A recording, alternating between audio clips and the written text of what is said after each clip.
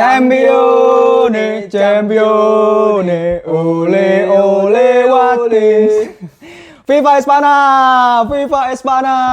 El Matador menang Euro 2024. England is going home. 2 kali final, 2 kali harus pulang dengan tangan hampa. Itulah yang bisa dikatakan untuk skuad Inggris. Itu tapi memecahkan rekor loh. Itu adalah tim pertama yang back to back final. Runner up. Tapi back to back runner up nggak pernah megang trofi. Itu rekor yang ditorehkan oleh Gareth Southgate. Siapa lagi kalau bukan Gareth Southgate yang bisa mendapatkan rekor itu. Tapi yang kasihan itu Harry Kane. Kenapa? Setiap final dia tidak pernah memenangkan juara. Dibayar pun kemarin kalau nggak salah super apa itu dia gagal. Supaya ini DP apa yang itu DPF Pokal. Nah, itu dia gagal. Ya, itu yang lain juga Olmo tuh. Terus yang lain juga Leipzig, timnya Olmo. Terus juga dia di Bundesliga kan kalah. Bundesliga kalah sama Bayer Leverkusen. Waktu masih di Spurs final kalah lagi. Champions kan. Champions terus Liga waktu Champions. yang siapa Mourinho beberapa hari sebelum final dipecat itu pun ya ujung-ujungnya kalah. Dan final di Euro 2 kali kalah. 2 kali runner up back to back runner up. Kalau menurutku alasan kenapa Gareth Southgate itu bertahan ya. Ini tuh bukan karena dia itu jago atau apa. Itu mungkin ya karena Inggris itu emang di tangan Gareth Southgate dia tuh emang pelatih yang sangat-sangat baik gitu. Jadi kayak setiap kali dia masuk final itu kayak udahlah ini kasih aja ke lawan gitu. Kasih aja giveaway gitu, kasih aja menang ke lawan gitu. Kayak makanya tuh Ratu Inggris tuh kayak terpesona dengan Gareth Southgate karena kebaikannya itu loh. Jiwa sosialnya tuh tinggi banget kalau di final. Tapi baru itu Southgate pertandingan kemarin selama Euro mengganti pemain kunci-kunci startingnya di menit awal. Biasanya kan 10 menit sebelumnya. Sebelum selesai. Itu nggak menit awal juga. 60 lah, kan 60 diganti. Itu ya kalau kita lihat tuh emang Southgate itu tipe-tipe pelatih yang reaktif gitu. Jadi Ya, baru reaktif, ada apa baru dimasukin, ya, ada apa baru dimasukin. Baru nggak inisiatif, ayo coba nyerang ya, dulu deh. Itu. Karena jujur, babak pertama aku ngantuk banget, bahkan sampai kayak tidur ayam gitu, bangun, tidur gitu. Malah babak kedua lah yang baru mulai melek. Nah, kita bahas terlebih dulu dari startingnya lah. Menurutmu ada nggak kejutan di starting final ini? Dari Spanyol dulu lah. Ya kita berkaca Spanyol sama Inggris, kita lihat ya. Spanyol tuh nggak pernah banyak perubahan. Pasti startingnya itu aja. Betul. Yang mungkin yang berbeda ya gara-gara Pedri cedera, Olmo jadi starting. Cuman itu aja. Yang lainnya tetap sama. Karena emang kayak udah formula tetap dan formula yang konsisten dari De La Fuente.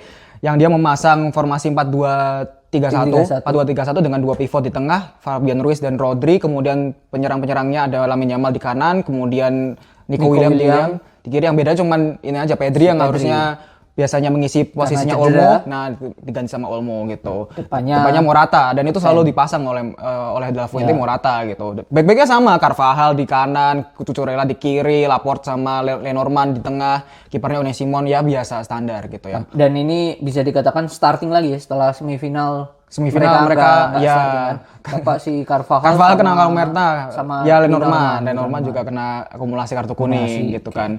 Kalau Inggris sebenarnya tuh nggak banyak perubahan juga. Hanya gitu hanya satu aja, cuman Shaw yang menggantikan Trippier. Aslinya dia kan sudah main di babak kedua kalau nggak salah di pertandingan semifinal. Pertandingan semifinal lawan Belanda. Dan itu pun karena sebelumnya kan dia cedera ya. Cedera atau obesitas.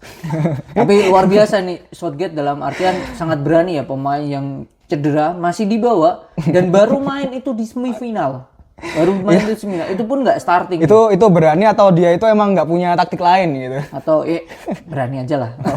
Berani. Dan dia memang bisa dikatakan dari Inggris ya, yang beda cuma si Luke Shaw aja. Secara pemain emang cuman perbedaan cuman itu aja ya. Nggak ada perbedaan lain. Cuman yang agak mengejutkan adalah formasinya yang diterapkan oleh Inggris ini agak berbeda nih. Yang biasanya dia menggunakan formasi 4-2-3-1 atau enggak 4-3-3 gitu kan. Kemarin itu dia berani menggunakan formasi baru yaitu 3-4-2-1. Di mana tiga backnya itu adalah Guehi, Stone sama Walker. Kemudian Shaw ditarik agak ke depan, dimajukan agak ke depan, ke tengah, di sebelah kiri, di sisi kiri. Cuman Ya mungkin ini nanti kita akan bahas ya. Oke, Kenapa kok kenapa Inggris pergantian formasinya ini kok tidak efektif, tidak efisien juga. Kemudian apakah ini menjadi sebuah malapetaka? Formasi yang malah menjadi malapetaka, bukan formasi yang menjadi solusi. Ya gitu kan, dengan 3-4-2-1 yang harusnya mereka itu bisa mendominasi di lini tengah, justru malah banyak diserang. Terutama di babak kedua ya. Di babak pertama juga mereka bermain sangat defensif. Bahkan di babak pertama tuh di menit awal sampai 20 menit atau 30 menit pertama itu possessionnya Spanyol itu sampai 70%. Gila itu. Jadi Inggris yang harusnya mereka itu bisa bersaing, mereka menempatkan 4 pemain di tengah yang harusnya bisa bersaing dengan Spanyol untuk possession bola, malah nggak bisa apa-apa gitu loh. Mereka menunggu lah ya. Mereka lebih malah lebih defensif. Kayak jadi formasinya jadi sama aja, so akan ditarik ke belakang kan gitu, akan turun juga ke belakang. Kemudian ya 3 pemain tengahnya juga lebih bermain mundur. Akhirnya juga sama aja formasinya 4-3-3 juga gitu. Kalau aku lihat itu ya, mungkin Southgate mikirnya adalah dia mau direct transisi dari bertahan ke menyerang. Kan pemainnya Inggris kan cepet-cepet tuh. Karena dia sadar bahwa backnya ini tuh kurang ya, yang seperti kemarin saya katakan ya, aku ngomong bahwa backnya Inggris tuh kurang. Dia menunggu, makanya kalau dia mau bantu nyerang si Spanyol ini terlalu agak beresiko. Mungkin makanya dia nunggu deep. Nah, masalahnya itu terjadi saat menurutku ya, golnya Nico Williams. Dan itu awal bahkan setelah Rodri udah ditarik ya. Rodri ditarik, terus masukin siapa tadi? Zubimendi, pemainnya Sociedad ya. Dia masuk, terus kalau nggak salah counter ya itu ya. Counter, Yamal bawa, terus ya William, dan itu 2 atau 3 menit baru awal lah. Under 5 menit gol. Yang membuat mau nggak mau menit 47. Si Shaw ini selanjutnya maju lagi. Dan setelah itu udah tuh kena terus tuh si Inggris ya, menurutku ya. Memang PR-nya nih defense-nya emang kurang kacau lah. Oke. Kita kalau misalkan ngomongin tentang jalannya pertandingan dan jalannya gol itu emang cukup unik. Dengan formasi 3-4-2-1 ini emang baru kan gitu. 3-4-2-1 ini formasi baru yang dilakukan oleh Southgate untuk merespon possessionnya Spanyol ya. Spanyol yang emang ya terkenal dengan bermain possession. Tapi sebenarnya formasi ini tuh kalau di atas kertas itu emang kayak ini counternya formasinya Spanyol dengan menempatkan 4 pemain di tengah untuk melawan 2 pivotnya Spanyol gitu kan. Tapi kenyataannya dalam prakteknya itu formasi ini malah bikin kacau di pertahanan Inggris gitu loh. Benar-benar bikin kacau balau gitu loh. Terbukti dari gol pertamanya Nico Williams yang oleh Lamine Yamal gitu kan, dari umpannya Dani Carvajal gitu kan, Dani Carvajal kemudian ke Yamal. Itu terjadi nah ini yang mungkin agak sayang di Inggris ya, adalah Jude Bellingham itu kan selalu dikasih role free roaming. Free roaming dia kemana-mana free roaming gitu kan, dari kiri ke kanan ke depan belakang itu dia diberi kebebasan oleh Southgate kan. Nah, terjadi gol pertama itu juga terjadi roaming Bellingham ke sisi kirinya Inggris gitu kan. Dia overload. Ya, terjadi overload yang tidak diperlukan, yang tidak berguna di sisi kirinya Inggris. Di situ ada Bellingham, ada Shaw, kemudian ada Declan Rice dan juga ada Guehi. Jadi ada Bellingham mengejar Carvajal yang kemudian emang nggak berhasil merebut bola. Terus kemudian di backnya itu ketika Yamal menggiring itu ada 3 pemain overload di sisi kiri, yaitu Declan Rice, kemudian ada Shaw dan juga ada Guehi. Yang kemudian yang ini membuat celah di sebelah tengah dan sisi kanan itu sangat terbuka. Nah, mungkin banyak orang berpikir, ini salahnya Walker nih, kenapa nggak menjaga Nico Williams? Itu sebenarnya bukan karena kesalahannya Walker, tapi karena emang di tengah nggak ada. Ya, dia nutup di tengah. Stone justru malah mundur ke belakang untuk ngeblok bola, bukan marking Olmo, tapi dia mundur ke belakang untuk ngeblok bola, sehingga Walker mau nggak mau posisinya Olmo tuh jauh lebih mengancam dibandingkan posisinya Nico Williams. Betul. Karena dia posisinya di dalam kotak penalti kan, dan nggak ada yang menjaga, dan akhirnya Walker cover si Stones untuk marking si Olmo. Akhirnya Nico Williams bebas, dan Yamal itu pinternya adalah dia menunggu. Siapa yang kosong nih? Siapa yang nggak dijaga? Dan akhirnya sepersekian detik ditunggu, Olmo udah siap untuk menyambut, tapi dia nunggu. Dia di marking sama Walker. Kemudian lihat Nico Williams malah kosong lopong. Dan dia tuh benar-benar dari luar kotak penalti loh, bukan dari dalam kotak penalti. Jadi benar-benar nggak ada yang menduga kalau si Nico Williams ini akan maju ke depan. Akhirnya terupas dari Lamine Yamal yang sangat bagus itu disapu sama Nico Williams dan gol gitu kan. Dan itu emang tanpa apa ya, tanpa kesulitan lah gitu, karena nggak ada yang marking Nico Williams sama sekali gitu loh. Dari situ kita tahu bahwa memang defense-nya Inggris ini kurang banget menurutku. Sebenarnya kalau bisa bilang kurang itu agak nggak fair sih, karena di babak pertama defense Inggris tuh sangat-sangat solid. Terbukti emang banyak sekali percobaan-percobaan dari Spanyol itu yang diblok, entah di intercept, dan Stone itu juga di babak pertama itu bermain sangat solid. Stone dan Guehi itu bermain sangat solid. Nah ini agak kacaunya ketika mereka itu mencoba untuk menyerang. Nah kacaunya adalah transisi defense-nya yang mereka benar. Kalau dia nunggu, solidnya. Nah karena Declan Rice akan bantu pertahanan, akan mengcover pertahanan yang terbuka gitu kan. Betul. Nah ketika mereka menyerang, nah ini adalah menurutku adalah kesalahannya Inggris juga adalah dengan menerapkan formasi 3-4-2-1, di mana Inggris itu secara statistik itu paling jelek dalam melakukan recovery. Recovery itu adalah ketika pemain itu dalam posisi menyerang kemudian transisi bertahan. Bagaimana dia secepat apa dia bisa melakukan transisi bertahan. Dan Inggris itu termasuk yang rapor jelek lah gitu. Tim besar yang dengan rapor jelek untuk melakukan recovery. Jadi terbukti ketika mereka menyerang, dan itu 2 kali kan gol Spanyol tuh dua-duanya diciptakan dalam counter attack. Betul. Bener. Dan itu telatnya Walker recovery, telatnya Stone recovery, telatnya Declan Rice recovery, yang akhirnya membuat Spanyol bisa mencetak gol gitu loh dengan counter attack. Bahkan dengan bisa dibilang nggak banyak melakukan percobaan gitu, maksudnya benar-benar mulus banget gitu loh, kayak benar-benar golnya tuh mulus banget gitu. Jadi, sebelum kita bahas ke gol kedua, nah kita bahas dulu.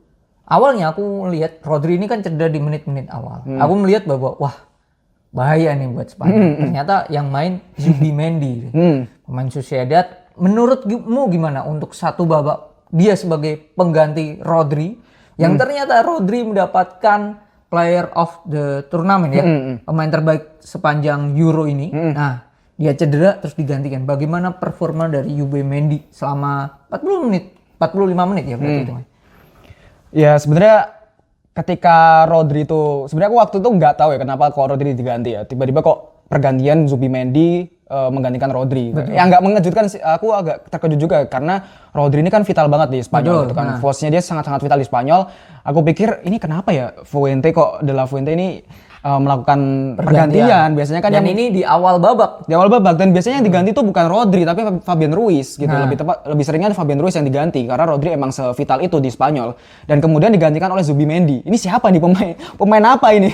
Kayaknya kalau bukan fans Spanyol atau yang ngikutin La Liga atau fans Sociedad itu mungkin nggak akan tahu siapa ini Zubimendi gitu kan. Siapa ini Zubimendi? Kemudian apakah dia bisa ya menggantikan perannya Rodri yang sevital itu. Dan ternyata Zubimendi ini berhasil dengan dia masuk di babak kedua. Permainan Spanyol tuh yang awalnya lebih banyak possession dan kemudian banyak melakukan defense, itu dia malah jadi lebih menyerang. Nah, menurutku bukan cuma hanya perannya Zubimendi aja ya, tapi ini juga perannya dari tactical change-nya dari De La Fuente yang dilakukan yang agak berbeda dari babak pertama. Dan Southgate itu kayak kaget aja dengan perubahan taktikal yang dilakukan oleh De La Fuente. Spanyol di babak pertama itu lebih bermain melebar. Mereka lebih banyak melakukan umpan-umpan ke sayap. Kayak ke Nico Williams, ke Lamine Yamal, kemudian Carvajal, kemudian ke Cucurella yang melakukan overlap. Nah, di babak kedua, di awal-awal babak kedua, De La Fuente atau Spanyol itu mengganti taktikal yang awalnya dia bermain lebih melebar, itu lebih ke direct.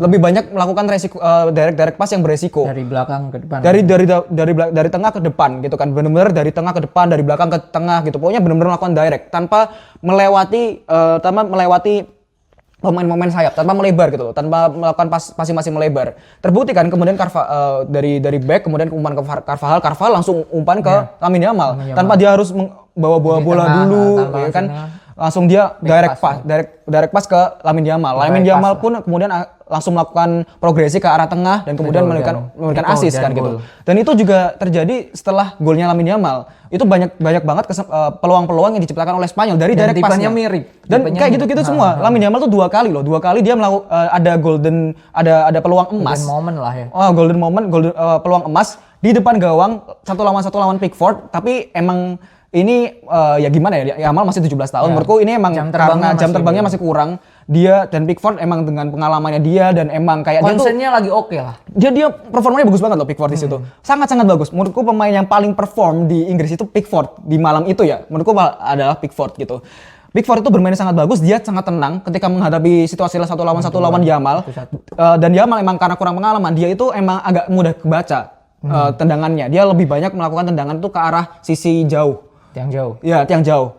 Dibandingkan melakukan tendangan ke tiang dekat. Kayak agak berani gitu, kayak agak berani ambil resiko untuk melakukan tendangan ke tiang dekat. Akhirnya Pickford selalu udah ready gitu, kayak udah siap untuk menepis bola itu gitu. Jadi kayak peluangnya Yamal tuh terjadi 2 kali di satu lawan Pickford, kemudian Olmo juga ada peluang, kemudian Nico Williams, Morata juga ada peluang, tapi sayangnya emang ya kurang maksimal aja dalam finishingnya Spanyol. Akhirnya ya situasinya masih tetap 1-0 gitu, 1-0 gitu. Jadi ini agak sayang dari Spanyol sih, yang kemudian akhirnya berhasil disamakan oleh Inggris kemudian. Nah, sebelum gol, respon yang dilakukan oleh Southgate kalau kita lihat adalah mengganti sang kapten El Capitano mereka, Harry Kane, di menit 61 ini saya lihat 61 sama Oli Watkins yang di pertandingan semifinal sebagai pahlawan. Terus selang berapa kalau kata versi Inggris tuh ini menarik kutukannya. Karena kalau Kane diganti kan selalu mencetak gol kan. Terus lagi menit 70 kartu asnya lagi yang kemarin memberikan assist ke Watkins, Palmer dimainin gantiin si Maino. Nah, selain golnya Palmer yang memang secara akurasinya oke dan memang tak terduga ya, dia coming dari belakang bebas banget.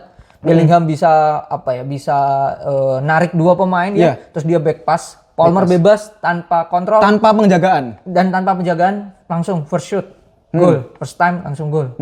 Oke, selain dari gol itu, bagaimana menurutmu permainan dari pemain pengganti ini yaitu Watkins dan Palmer, apakah memberikan efek yang signifikan dibandingkan si Harry Kane dan si Maino ini? Oke. Gini, kalau kita ngomong Inggris ya, sebenarnya kita kemarin kan juga udah sempat bahas ya tentang tim bagaimana kita ingin Inggris bermain ya, permainan Inggris itu seperti apa, startingnya siapa aja gitu kan, dan kita juga sepakat kalau misalkan Palmer itu sama Watkins itu diberikan menit play lebih banyak lah, bahkan kalau bisa jadi starting gitu kan. Dan sebenarnya bukan tanpa alasan, Kane itu kan striker yang lambat dan dia emang goal getter. Fungsinya dia sebagai goal getter aja gitu. Dan ketika dia menjadi goal getter dengan backnya Spanyol yang sangat-sangat solid dan nggak punya kecepatan juga, akhirnya Kane itu ya lebih nggak begitu berfungsi lah di formasinya Inggris untuk menyerang dan nggak banyak peran. Yang akhirnya yang banyak peran justru sayap-sayapnya gitu kan. Dengan masuknya Oli Watkins itu kita diharapkan dengan dia adalah penyerang yang punya kecepatan, punya agility, sehingga serang-serangan Inggris itu bisa lebih variatif untuk melakukan through pass lah, untuk melakukan direct pass dan sebagainya, untuk kemudian Oli Watkins bisa melakukan rotasi, kombinasi dengan Saka, dengan Foden dan sebagainya gitu. Dan sebenarnya gini, kalau misalkan kita ngomongin tentang pergantian pemain, sebenarnya yang dilakukan Southgate itu nggak salah gitu. Maksudnya dengan sebenarnya di babak pertama pertahanan Inggris itu cukup solid dan itu berkat taktikalnya Southgate yang menunggu. Ya, selain menunggu dia juga menggunakan taktikal yang mirip-mirip kayak Jerman. Dia melakukan high press gitu. Dia melakukan high press sehingga Spanyol tuh nggak nyaman. Build up dari belakang tuh nggak nyaman. Jadi benar-benar terganggu, harus kayak gimana bermain hati-hati. Rodri harus rotasi sana sini gitu kan. Nah, kemudian di babak kedua itu agak mengendur gitu kan. Karena ya faktor stamina juga kan, stamina dan sebebagainya itu. Dan match-match sebelumnya kan mereka sering bermain 120 menit dan faktor itu. Dan mereka kan juga istirahatnya lebih pendek 1 hari kan dibandingkan Spanyol gitu kan. Kemudian ada faktor stamina dan sebagainya agak mengendur, dia nggak melakukan nggak melakukan high press lagi, tapi lebih ke medium block gitu kan. Iya, medium block, low block gitu kan. Jadi nggak terlalu nggak bisa jadi Spanyol lebih nyaman. Akhirnya banyak peluang-peluang yang diciptakan di awal-awal babak kedua. Apalagi dengan taktikal pergantian taktikal yang dilakukan oleh De La Fuente dengan melakukan lebih banyak direct pass gitu kan. Kayak De La Fuente tahu nih kayaknya Inggris udah mulai kelelahan, akhirnya dia banyak melakukan direct pass yang akhirnya juga berujung gol dan banyak peluang yang diciptakan. Nah, dengan digantinya Kane oleh Oli Watkins ini memberikan refreshment lah untuk timnasnya permainan. Ya, untuk timnas Inggris, sehingga yang awalnya mereka nggak pernah melakukan high press, mereka mulai melakukan high press lagi dengan Watkins yang ngejar bola kemanapun pemain belakangnya itu mengumpan bola gitu kan, membawa bola itu Oli Watkins ngejar, ngasih pressing, ngasih zona nggak nyaman, yang itu akhirnya berbuah hasil ketika Palmer masuk. Nah, Inggris itu kan sebenarnya gini, Inggris itu nggak punya playmaker. Dari awal aku juga udah bilang kalau Inggris itu nggak punya playmaker. Playmaker satu-satunya di Inggris yang pernah dimainkan adalah Palmer. Yang benar-benar terbukti dan emang di klubnya juga bermain sangat bagus kan di Chelsea gitu kan. Nah, ketika Palmer masuk, Inggris itu punya apa ya? Lebih banyak kreativitas, kemudian serangannya juga lebih fluid, gak kayak gitu-gitu aja, variasinya juga lebih banyak gitu kan, sehingga berbuah gol dari Palmer kan, akhirnya juga berbuah gol dari Palmer. Meskipun ya jujur aja aku sebagai fans Spanyol nggak menyangka kalau Palmer itu bakal nyetak gol, maksudnya dengan langsung nge-shoot. Sebenarnya aku tahu kalau misalkan pemain Inggris itu bakal shooting jarak jauh dan siapapun itu, entah Palmer atau siapapun itu pasti akan shooting jarak jauh dari posisi itu karena emang terbuka banget kan. Tapi emang Spanyol itu emang sebelum-sebelumnya tuh sangat-sangat konsisten dalam defense-nya dan nggak pernah kebobolan dari tendangan jarak jauh sama sekali itu nggak pernah gitu kan, situasi tendangan jarak jauh itu nggak pernah. Jadi itu juga kayak nggak terduga aja ke Palmer bisa melakukan gol yang sangat-sangat cantik gitu kan.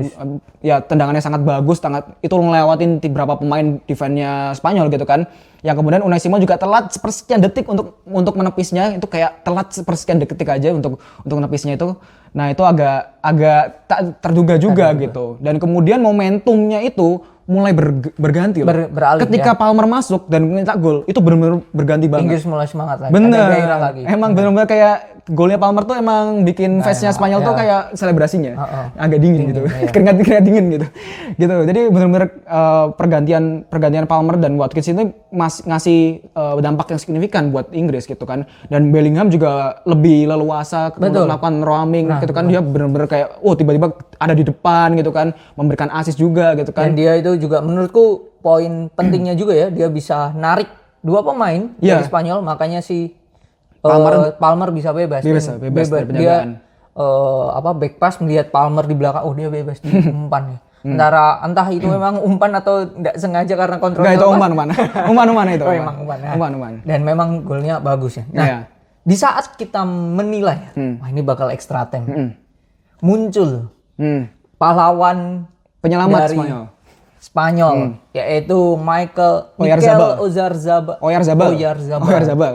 Nah, ini tuh aslinya orang ini tuh memang apakah striker murni atau emang dia biasanya mainnya sebagai false nine kah atau gimana nih si Oyarzabal nih? Oyarzabal tuh setauku ya kalau nggak salah tuh dia posisinya tuh lebih ke kayak sayap gitu ya.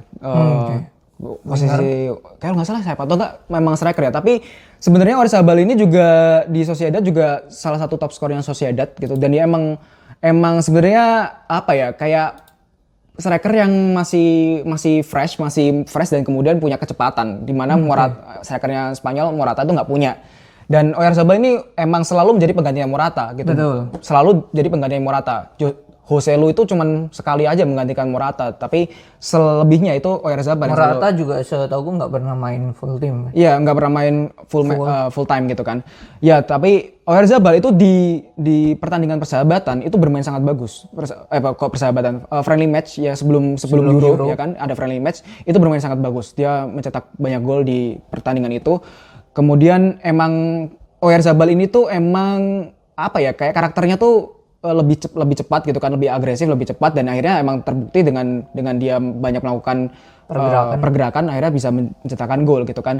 Dan sebenarnya ini yang lucunya adalah Spanyol ini tuh semacam membalaskan dendam Belanda gitu. Kayak golnya Oyarzabal itu diciptakan itu tuh mirip-mirip ya kondisinya dengan golnya Watkins gitu kan. Mirip banget, di mana di saat penonton sudah melihat ini bakal extra time, kemudian itu juga dari kesalahan back sayapnya lah ibaratnya, karena kurang Walker melakukan pergerakan yang telat cover Cucurella gitu kan. Kemudian back tengahnya juga udah mulai lambat, udah mulai kehabisan stamina. Oyarzabal melakukan progresi ke tengah, diumpan dari Cucurella ke Oyarzabal, dan kemudian diciptakan gol dengan itu emang agak tipis banget ya. Itu tipis banget ya antara offset sama onside-nya, itu sangat-sangat tipis. Itu selisih 1 lutut doang loh, 1 tempurung lutut doang gitu. Dan di saat banyak mengatakan Cucurella ini kurangnya di ofensif ya. Defense-nya memang bagus. Dia membuktikan di match terakhir vital, asisnya, umpannya jadi asis dan berbuah gol dan kemenangan buat Spanyol. Ya sebenarnya kalau dibilang ofensif kurang Cucurella tuh aku nggak setuju sih, karena Terutama di timnas Spanyol ya. Kalau di Chelsea aku kurang tahu lah gitu. Kalau di timnas Spanyol tuh Cucurella itu banyak banget melakukan overlap ke sisi kirinya Spanyol gitu, ke sisi kiri kanan pertahanan lawan gitu, dan dia tuh termasuk back yang paling banyak melakukan distance ruang jelajahnya itu paling jauh di back sayap itu paling jauh tuh Cucurella justru. Carvajal tuh malah nggak sebanyak itu, malah justru Cucurella gitu kan. Dan ditopang sama Nico Williams juga yang di sebelah kiri, di sisi kirinya Spanyol yang emang dia banyak melakukan pergerakan juga gitu kan. Jadi kalau dibilang Cucurella kurang dari ofensif, enggak juga sih. Karena beberapa yang waktu dia lawan Georgia itu juga Cucurella bermain sangat ofensif dengan sering banget melakukan overlap dan emang dan dia bisa berhasil memberikan kayak ngasih peluang-peluang lah gitu, ibaratnya dari serangan dari sisi kirinya Spanyol, sisi kiri Spanyol gitu. Jadi dan mungkin hebatnya Cucurella adalah dia kayak menunggu saat yang tepat untuk melakukan overlap gitu loh. Karena saat itu tuh bener-bener Walker tuh lagi out of position juga gitu kan, telat melakukan cover, back-backnya Spanyol lambat dan dia melakukan overlap yang sangat cepat gitu kan. Bahkan Nico Williams aja masih di belakangnya dia loh, masih di belakangnya dia gitu kan. Terus kemudian Oyarzabal umpan ke Cucurella langsung lakukan true pass ke arah depan dan kemudian Oyarzabal mencetak gol, dan itu emang ya gimana ya, situasi yang nggak terduga juga oleh Inggris juga gitu kan, dan emang gol yang sangat bagus juga gitu. Ya, dan setelah itu udah selesai sih menurutku, udah momentumnya Inggris udah habis. Sama sih. Peluang terakhir yang Cornell sundulan di blok sama Une, terus ada Olmo yang menyelamatkan di. Ya benar. Berarti sesuai dengan ini ya, kemarin kan ada pemain kunci ya, ada Olmo jadi pemain kunci. Ini pemain kunci bukan untuk menyerang, untuk bertahan. Menyelamatkan gawangnya Spanyol. Mempertahankan kemenangan. Ternyata Olmo bukan yang cetak gol. Kita bilang juga Palmer Watkins bisa menjadi pembeda. Ya, pembeda. Pembeda gitu emang. Selisih 1 gol ya, benar, selisih 1 gol. Mungkin harapannya kemarin aku mikirnya bakal bobol dulu Inggris, ternyata enggak. Tapi ujung-ujungnya 1 gol juga. Ya, karena emang Southgate kan emang tipe-tipe pelatih reaktif lah gitu. Pelatih reaktif, pelatih pragmatis. Jadi emang kalau belum dia apa-apain ya dia akan kayak gitu. Tipikalnya kayak inilah, kayak cowok nggak peka lah gitu. Ibaratnya kayak mesin tua lah. Telatnya lama. Iya, dia tuh cowok butuh pemanasan dulu. Nggak peka, cowok yang nggak bisa ditebak gitu. Bahkan fansnya Inggris juga nggak tahu gitu. Ini orang mikirnya apa sih gitu. Ini gimana sih Southgate tuh mikirnya apa sih gitu. Kok orang yang bermain yang tidak konsisten, bermain sangat buruk dimainin terus gitu. Kane gitu aja dimainin terus gitu kan. Trippier kemudian. Oke lah, kita lupakan Southgate karena Inggris akan bersama Southgate kalau nggak salah sampai Piala Dunia. Emang iya? Ya, kabarnya yang beredar seperti itu, FA memperpanjang dan akan bertahan sampai Piala Dunia. Jadi selamat, semoga mendapatkan keajaiban atau mungkin Southgate mendapat kodam baru. Enggak. Inggris itu akan menjadi runner up lagi. Karena setiap kali dia menang, dia masuk final, itu akan mulai jiwa sosialnya Southgate itu akan sangat tinggi gitu. Kan dia akan waduh udahlah kasih aja ke lawan. Kasihan gitu. Apalagi yang udah lama nggak juara. Ini kan kayak tahun 2020 tuh Italia. Udah lama, kapan Euro terakhir Italia menang gitu? Kapan kita nggak tahu gitu. Udah lama gitu kan. Fans Italia udah mulai haus nih, udah mulai lapar nih. Kapan ini Italia? Nah, Southgate tuh kasihan lah, kasih. Aku udah cukup lah. Namaku udah bagus gitu. Di Inggris posisiku juga ada aman gitu. Kasih aja ke Italia. Spanyol udah lama sejak 2012 gak pernah masuk final Euro. Ada ini Inggris kasih. Emang jiwa sosial Southgate itu tinggi. Makanya dia dipertahankan gitu loh. Dipertahankan sama Ratu Inggris gitu. Wah, ini Southgate bagus.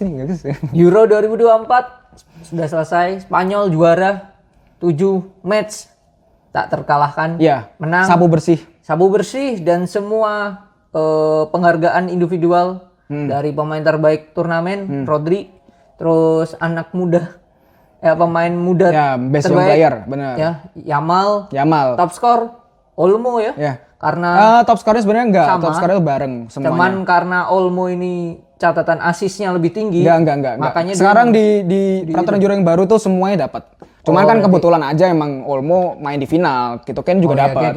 Ken juga dapat gitu. Semuanya dapat. Cuman yang berkontribusi kalau kita lihat lah ya dari kontribusi 3 gol dan 2 assist kalau nggak salah. Jadi ada assist ya. Iya, tapi nggak banyak kok. Olmo ada ya lebih lah kalau menurutku ya dibandingkan si Harry Kane ya. Karena kalau kita lihat Harry Kane ya catatannya ya 2 assist. 2 assist ya. Kalau kita lihat Harry Kane juga golnya ya penalti ya. gitu. Jadi Olmo masih di atasnya lah kalau menurutku ya. Dan ini menjadi kado terbaik, kado terindah buat Lamine Yamal gitu kan. Ya, 17 ya, tahun. kita rayakan dulu lah. Sweet 17 ya. dengan Happy birthday Yamal. 17 tahun. Happy birthday Yamal. 17 tahun ngangkat piala Euro. Gila. 17 tahun satu hari. Sebelumnya tuh mereka lagi ngerayain ulang tahunnya Yamal gitu kan. Gitu. Ini bentar lagi itu kayaknya Yamal bakal sunat deh gitu. Nah, menurutmu nih dari beberapa pemain ya, terutama Spanyol ya yang banyak pemainnya luar biasa.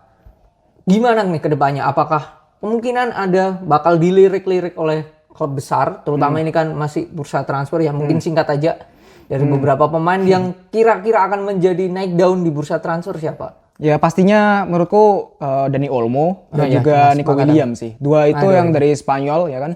Itu emang bisa dibilang Nico Williams bermain sangat bagus banget ya. Betul. Benar-benar kayak beda banget ketika di klub yang nggak terlalu kelihatan ya. Mungkin emang klubnya yang juga bukan klub yang bersaing di Liga Champions juga gitu kan. Bukan title contender ya, juga. Bener gitu. Kemudian Dani Olmo juga bermain di RB Leipzig gitu kan di Jerman. Tapi lucunya adalah Dani Olmo itu 2 kali memulangkan Harry Kane di final gitu.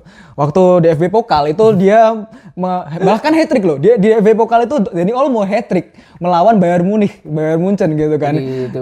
Jadi 2 kali dia memulangkan Harry Kane, membuat Harry Kane menangis, buat Harry Kane merana gitu kan. Dani Olmo dan juga tadi dia melakukan save yang sangat-sangat penting gitu kan di situasi ketika Inggris sudah mulai wah ini kayaknya bisa nyamain kedudukan nih dengan sundulan-sundulan gitu. Aduh, aku juga udah deg-degan gitu kan dengan sebagai fansnya Spanyol, ternyata ada Olmo di situ.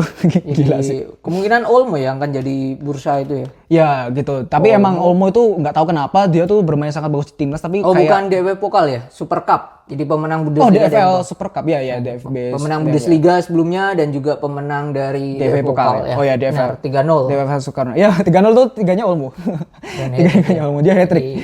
Memulangkan Harry Kane 2 kali di final gitu. Sama seperti dia sebelumnya ngomong juga, saya akan 2 kali nih memulangkan Harry Kane di final gitu. Dan ternyata benar. Dan kabarnya memang Olmo ada salah satu klub yang tertarik itu adalah Manchester City ya. Ya City, Barcelona juga tertarik. Tapi kalau nggak salah kan dulu juga La Masia ya. La Masia temennya Pedri lah. Temennya Pedri. Si Olmo ini. Ya, terus Nico Williams ya. Nico Williams banyak bicarakan juga, diminati Barca juga. Diminati Barca juga dan Barca goblok banget sih kalau nggak dapetin dia. Ini harus. Dia tuh sohibnya Yamal. Kalau satu kamar loh. Kalau disuruh milih lah. Kamu kan sebagai fans juga Barcelona dan juga Spanyol. Antara milih satu aja. Nico Williams atau Olmo? Nico Williams. Karena udah punya Pedri ya. Hah? Nggak punya Pedri. Karena temen sekamarnya Yamal. Biar lebih klop aja. Biar lucu aja. Biar nanti kalau mau minum mereka harus sweet dulu gitu kan. terus bisa saling ejek-ejek gitu. Terus bisa goyang-goyang bareng gitu kan. Aku sepakat sih dari pemain-pemain itu 2. Chemistry-nya itu sudah dapat banget Yamal sama ini. Mungkin gara-gara satu kamar ya. Gara-gara mereka mandi bareng juga gitu kayaknya di kamar. Ya kayaknya dia karena udah chemistry udah dapat aja antara Yamal sama Nico Williams dan juga kayak Nico Williams itu kayak gimana ya, sebuah hal yang langka di timnas Spanyol gitu, sangat langka. Pemainnya seperti itu ya. Tim pemainnya Spanyol kan basicnya lebih kayak wingback yang overlap. Kemudian pemain kirinya tuh melakukan invert gitu kan. Nah, kalau William itu bisa winger, dia bisa cut inside gitu, bisa kayak beda banget gitu. Punya sayap yang pemain sayap kayak gini. Iya, pemain sayap kayak Nico Williams tuh jarang di Spanyol gitu. Maksudnya untuk timnas Spanyol dan Barcelona juga kan, Spanyol kan biasanya mirip-mirip lah kayak Barcelona mainnya gitu. Nah ini William ini beda gitu. Olmo, Nico Williams, kalau aku tambah Fabian Ruiz sih. Mungkin itu juga akan menjadi pertimbangan buat PSG apakah akan lebih sering dimainkan di PSG atau mungkin ada yang menggoda Fabian Ruiz buat cabut dia. Ya ini dia bagus banget ya. Torreira underrated lah ya. Bener, 2 gol 2 assist, gila itu. Maksudnya catatan itu tuh udah membuat kayak wah ini ada orang yang nggak terduga gitu dari PSG gitu kan, playmaker yang baru gitu kan. Kemudian nggak terduga juga kayak di PSG nggak terlalu kelihatan kalah pamornya sama Rabiot sama Vitinha. Kemudian di Spanyol bermain sangat bagus gitu kan, bisa mengcover perannya Rodri gitu kan, bisa memberikan serangan-serangan yang berbahaya ke gawang lawan gitu kan, tendangan jarak jauhnya juga bagus. Kemudian bisa nyundul juga, bisa playmaking, bisa DM juga gitu. Jadi kayak ini pemain tuh serba komplit bisa lah gitu. Ya benar-benar serba bisa gitu. Ya harusnya pemain klub besar bisa bisa memberikan. Dan di usianya ini udah usia yang matang 28 tahun. Ya 28 tahun, usia sama kayak Rodri lah, mirip-mirip. Harusnya dia punya menit play yang lebih banyak lah. Ya, jadi pemain utama. Jadi itu ya, mungkin dari kita 3 pemain yang mungkin akan bisa dikatakan memanaskan bursa transfer. Oke, tapi kita ngomongin dulu tentang player of the tournament nih. Oke. Sebelumnya kan Rodri nggak pernah menang iya, sama sekali player of the match ya. Tapi kok bisa memenangkan player of the tournament? Kalau menurutmu gimana itu? Kok bisa Rodri menjadi player of the tournament nih? Bukan yang lain, bukan mungkin Olmo yang dia top scorer atau Nico Williams juga yang 2 kali player of the match gitu kan. Kenapa kok Olmo atau enggak kalau Lamine Yamal karena emang buat young player kan. Kalau yang lain kan kayak Olmo, Nico Williams itu kan lebih bermain bagus. Kenapa Rodri? Yang bahkan di final pun juga main cuma 1 babak doang tuh. 5 menit. Kalau menurutku Rodri itu ibaratnya itu dia kayak dirijennya. Yang kayak kalau ini buat angkut minyak. Dia yang mengatur. Dia tahu kapan, oke, ini kita main cepat, langsung distribusi. Dia nunggu dulu main di belakang. Dan ini vital banget ya. Di setengah Spanyol bisa dikatakan banyak anak-anak muda ya, bisa dikatakan ya mungkin ada yang senior kayak Nacho, Carvajal, tapi butuh sosok pemain bisa aku lihat ya, leader, terus tengah, terus punya dirijen yang tahu ngatur temponya, ini vital banget. Dan menurutku Rodri ini sangatlah tepat dilatih di Pep ya, kerasa banget perannya makin vital. Jadi waktu ya dia dipromosikan mulai main dan terus jalan terus di Spanyol ya, ini memang kelihatan ya perannya vital. Memang dia tidak berkontribusi dalam gol dan lain-lain, tapi sosoknya ini penting sih dalam mengatur ya tempo ya, terutama tempo ya. Kapan waktunya itu buat nyerang, kapan untuk bertahan, distribusinya juga oke. Kalau di saat buntu dia, kalau di City ya, dia bisa melakukan berani maju dan punya akurasi shooting yang oke juga. Jarak jauh gitu ya. Oke. Jadi menurutku vital juga si Rodri ini juga untuk mengatur atau ya menyelaraskan lah ya di saat ya Spanyol banyak yang gila speed dan lain-lain, Yamal dan Nico, tapi dia tahu bahwa oke, ini tunggu, jangan jangan sekarang dan lain-lain. Karena kalau digas terus ya nanti bensinnya akan habis dan lain-lain. Menurutku peran ini terus lebih ke intelektualnya ini memang gila si Rodri ini.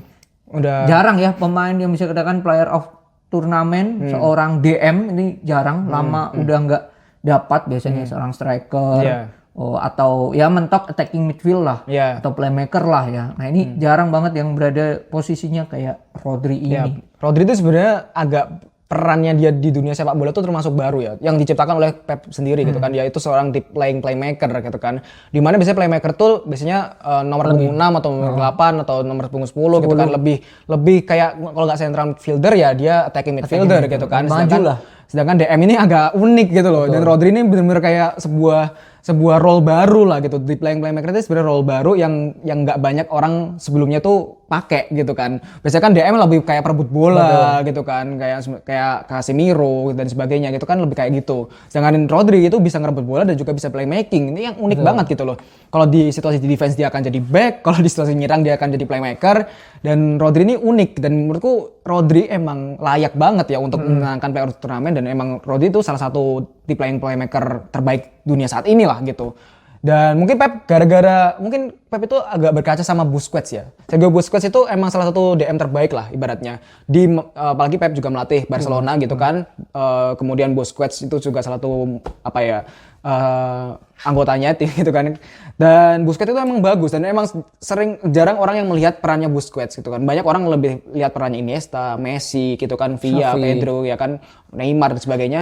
Tapi jarang melihat perannya Busquets, dan Busquets itu emang bagus gitu kan. Dan Busquets ini Rodri itu mirip mainnya kayak Busquets, cuman Rodri ini karena disulap sama Pep untuk menjadi lebih nyerang gitu kan. Jadi dia menjadi versi Busquets yang bisa menyerang naik level gitu. lah, sedikit naik level dibandingkan Busquets. Ya, sedikit naik level dibanding Busquets gitu. Jadi emang Rodri ini sangat vital, dan emang kerasa banget kan kemudian jadi player of the tournament itu emang ya ini emang bukti bahwa Rodri layak gitu loh. Bahwa Rodri emang sevital itu di Spanyol, dan di City juga sevital itu gitu. Dan menurutku juga layak pun kalau nantinya Spanyol dan kapten ke dia, nantinya kapten pertama ya layak. Ya, karena Alvaro Morata juga bakal pensiun, dan vice kaptennya kan emang Rodri ya gitu. Jadi layak memang.